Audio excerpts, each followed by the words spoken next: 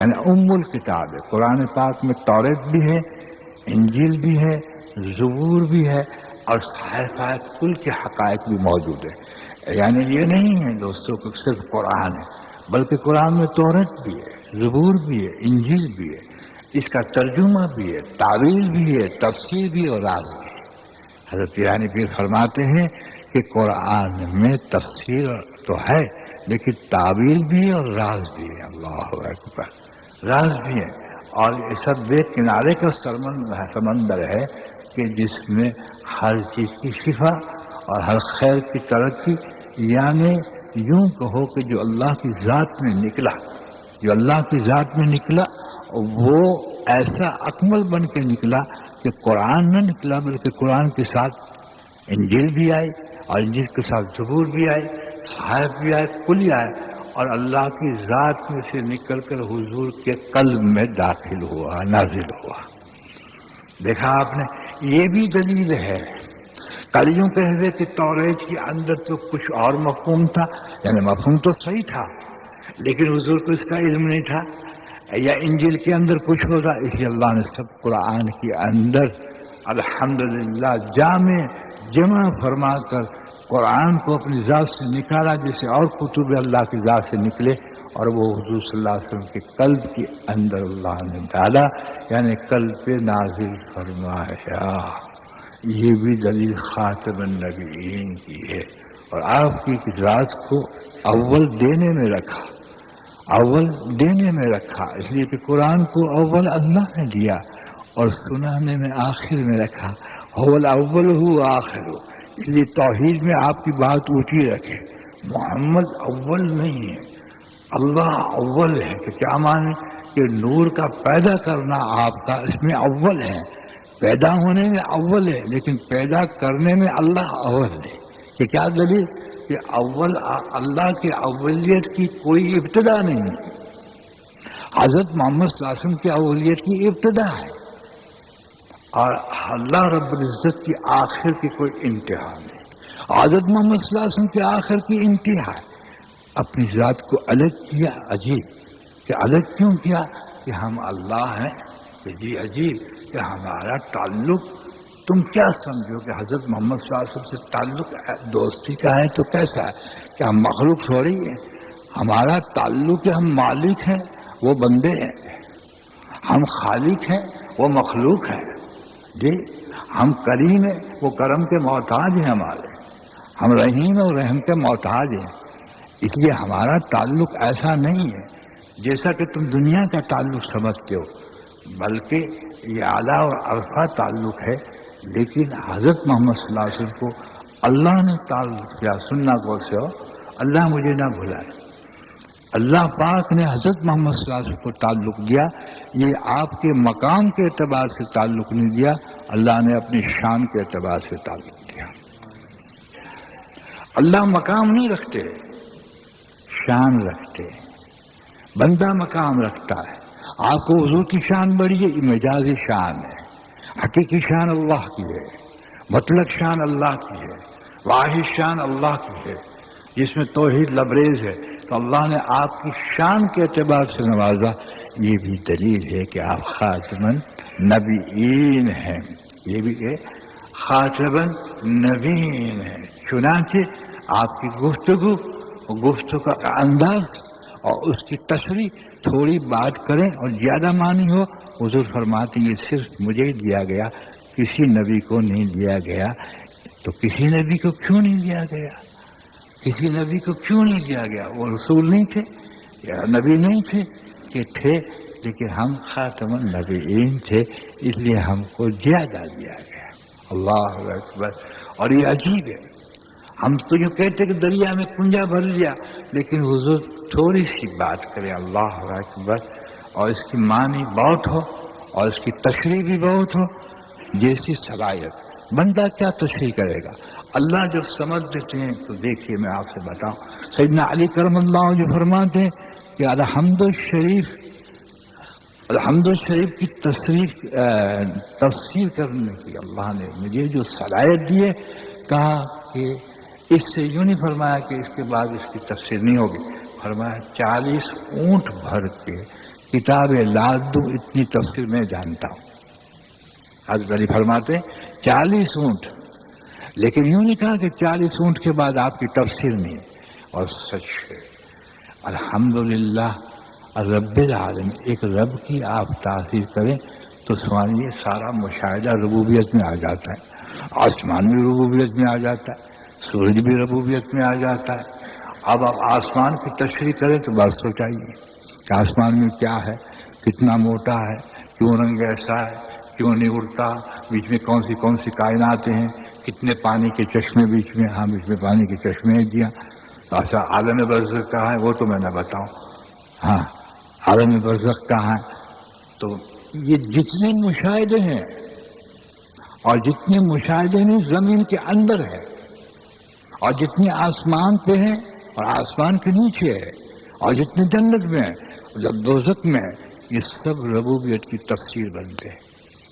قل لو كان البحر مدادا لكلمات ربي لنفذ البحر قبل ان تنفذ كلمات ربي ولجئنا بمثله مددا.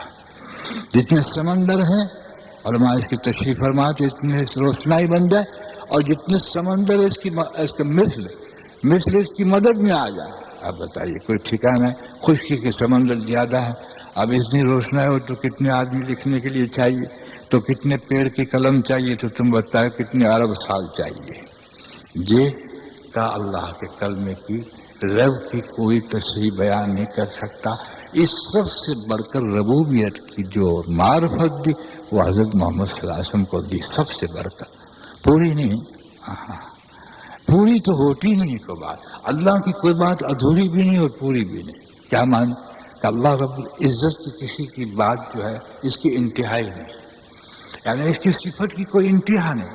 اگر انتہا جائے تو اس کو اللہ ہی نہ کہا جائے، کوئی اس کی انتہا نہیں. جی ہاں، ایک صفت کی بھی اس کی انتہا نہیں. لیکن اللہ کے حبیب صلی اللہ علیہ وسلم کو اللہ رب العزت نے ربوبیت کی جو معرفت عطا فرمائی الحمدللہ، وہ بھی سب سے بڑھ کر دی. یہ بھی خاتم النبی. آگے اللہ رب العزت ماں سے باپ سے بھی زیادہ چاہتے ہیں. ماں کو مامتا دی اللہ نے. کیا دی؟ ماں کو مامتا دی. مامتا ماں کا کمال ہی نہیں ہے. ماں اگر بیٹے سے محبت کرتی تو یہ کمال ہی نہیں، اس لیے کہ تجھے مامتا میں مالک نہ ملا. مامتا میں مالک ملتا تو تجھے پتہ چل جاتا کہ یہ غیر اختیاری ہے، اور غیر اختیاری نعمت اختیاری اعمال سے مل جاتی ہے. لیکن ماں کے ساتھ ایسا بھی سلوک اللہ نے نہ کیا کہ کوئی غیر اختیاری عمل اختیار کر دے. نہیں، بغیر غیر اختیاری کے اللہ رب العزت نے ماں کو مامتا دے دی، یعنی اپنی محبت میں سے حصہ دے دیا. ورنہ اصول ہے، جیسے آپ کو اللہ کی محبت چاہیے، آپ ذکر اللہ رب العزت کا کریں. کسی دوست سے محبت کرنی ہو، پڑوسی سے محبت کرنی ہو، تو اس کو آپ ماشاءاللہ ہدیہ بھیجیں، آتا ہے نا، تاکہ دل میں محبت پیدا ہو. اختیاری اعمال کریں تو محبت اور نزول کے اوپر سے ہوتا ہے، تقویٰ بھی اوپر سے آتا ہے، رضا بھی اوپر سے آتی ہے. یہ کوئی نیچے کی چیزیں اعمال ہیں. اعمال تو نیچے ہوں گے اور اس کے اثرات اور اس کے پیغام اوپر سے آتے ہیں. وہ کوئی نیچے سے نہیں آتا ہے، نوٹ کرنا، سب اوپر سے آتا ہے حمدہ.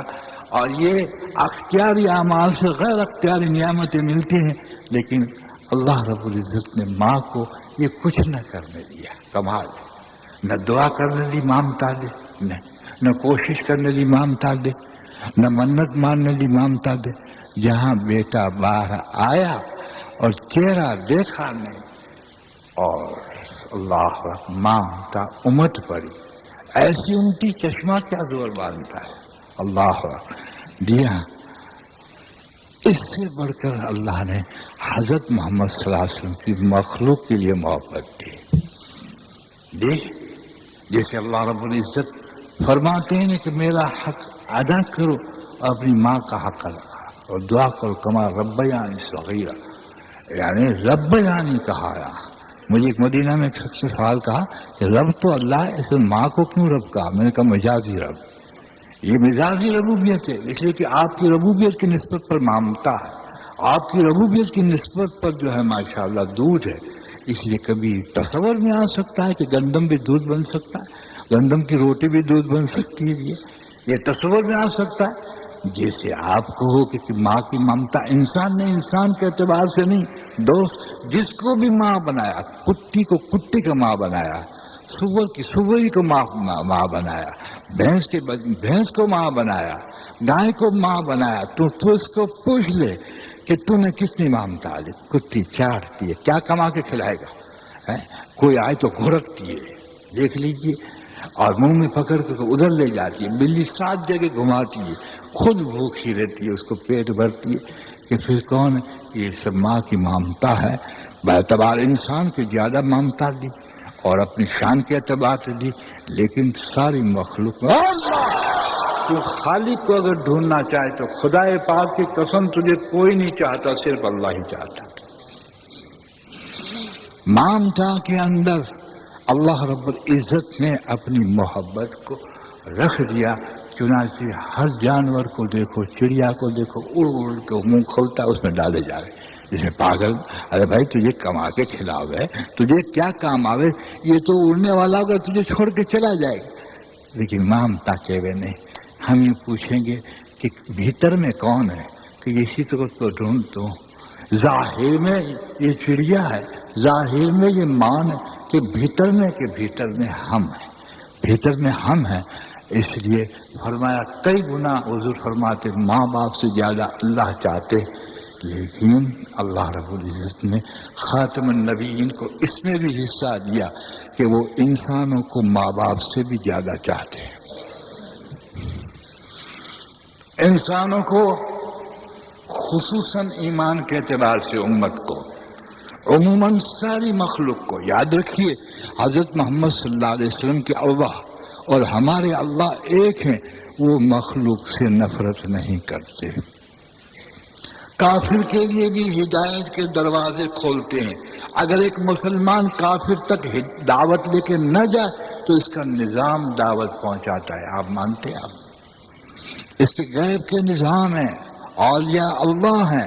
میں آپ کو ایک بات بتاؤں، ایک محدث، ماشاءاللہ حدیث نہیں ہے، ایک بڑے عالم اور محدث تھے، ایک واقعہ لکھتے ہیں، فرماتے ایک نائی کے پاس ایک شخص حجامت بنا رہا تھا، اور اس محلے میں ایک بزرگ رہتے تھے، اس کے دل میں ایک بات اٹھی کہ تم بخیل ہے، تو آپ نے ضمیر کو ڈانٹنے لگے کہ میں بخیل؟ اس لیے کہ اللہ تعالیٰ بخل سے بچائے۔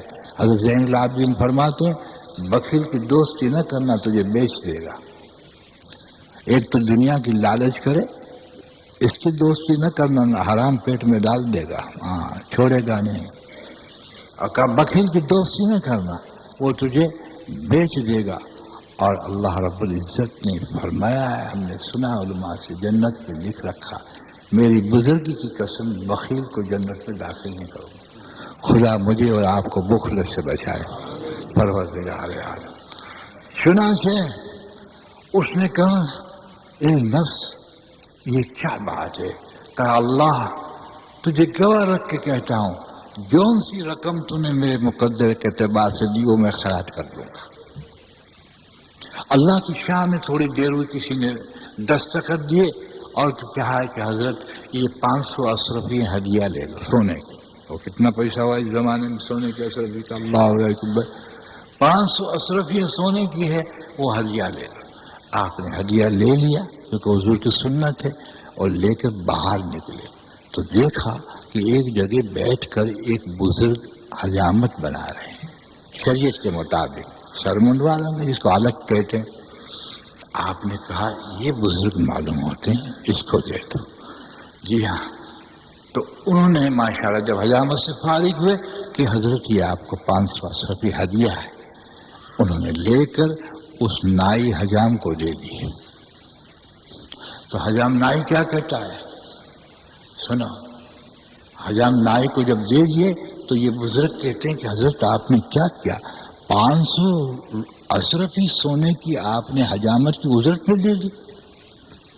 تو وہ حجام کہنے لگا کہ واللہ جب سے حضرت آپ کا چہرہ میں نے دیکھا پہچان پاتا نہیں ہوں کہ کوئی اللہ والے ہیں، اس وقت نیت کر دی کہ للہ میں حجامت بناؤں گا۔ تو وہ بزرگ کہنے لگے کہ پھر اس بخیل کو 500 روپے واپس دے دے.